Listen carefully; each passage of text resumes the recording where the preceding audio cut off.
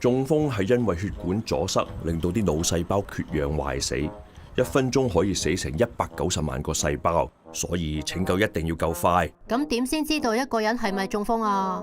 如果呢，你發現呢個人口齒不清，講嘢略離咁，又或者笑起上嚟，哈哈哈哈，兩邊面唔對稱，有半身啲手腳用唔到，咁就要快啲揾救兵啦。媽媽，佢好似中風喎。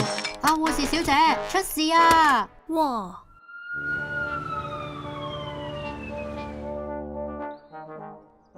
醫生，你好返晒啦。好在你哋醒目，及時發覺我唔妥咋。仲有護士小姐夠快，即刻送你去到急症室。係啊，缺血性中風，快發現快治療，係好有機會救得返㗎。記住，談笑用兵，同埋最緊要快。